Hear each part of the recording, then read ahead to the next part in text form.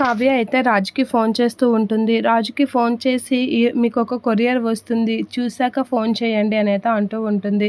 ఇక యామిని అయితే షాక్ అవుతూ ఉంటుంది. ఏంటి కొరియర్, నేనేం ఆర్డర్ పెట్టలేదే అని అనేసరికి, కొరియర్ నాదే, నేనే ఆర్డర్ పెట్టాను అని చెప్పేసి రాజు అయితే కంగారుగా వచ్చి తీసుకుంటూ ఉంటాడు. అది చూసి యామిని షాక్ అవుతూ ఉంటుంది. ఇక రాజు అయితే కంగారుగా వెళ్ళడం చూసి, ఏంటి బావ ఈ మధ్యన నాకు తెలియకుండా చాలా చేస్తున్నాడు అని అయితే కంగారు పడుతూ ఉంటుంది. ఇక రాజు అయితే తన రూమ్లోకి వెళ్ళి షర్ట్ అయితే ఓపెన్ చేస్తూ ఉంటాడు. అలా షర్ట్ ఓపెన్ చేయగానే అది బాగుందా అని అడుగుతూ ఉంటుంది. చాలా బాగా నచ్చింది అని అనేసరికి, అది చూస్తే మీకేం గుర్తు రావడం లేదా, ఏం గుర్తొచ్చింది అని కావ్య అడుగుతూ ఉంటుంది. గుర్తొచ్చింది అని రాజు అంటూ ఉంటాడు.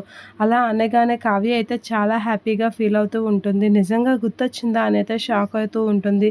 ఇక రుద్రాని అయితే, ఏంటి అక్కడ గుళ్ళో అన్నదానం ఏదో నీ సొంత కొడుకు చేసినట్లుగా ఈ రేంజ్లో బయలుదేరి వెళ్తున్నావే అని అంటూ ఉంటుంది. ఆ మాటలకి ఇందిరాదేవి అయితే, అన్నిట్లో పుల్లలా దూరిపోద్ది అనేది అనుకుంటూ ఉంటుంది. అలా నువ్వు అంత రేంజ్లో వెళ్ళడం ఏంటో అని రుద్రాని అనేసరికి, అక్కడ అన్నదానం చేస్తుంది నా కొడుకే కదా అని అపర్ణ అంటూ ఉంటుంది.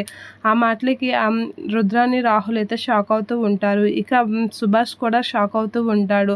ఏంటి అపర్ణ ఎలా మాట్లాడుతుంది అని అయితే షాక్ అవుతూ ఉంటాడు. ఇక ఇంద్రదేవి కూడా షాక్ అయ్యి అలా చూస్తూ ఉంటుంది. అలా చూసి అందరూ అయితే అపర్ణ కాస్త షాక్ అయ్యి ఒకసారిగా లేచి నిలబడి చూస్తారు.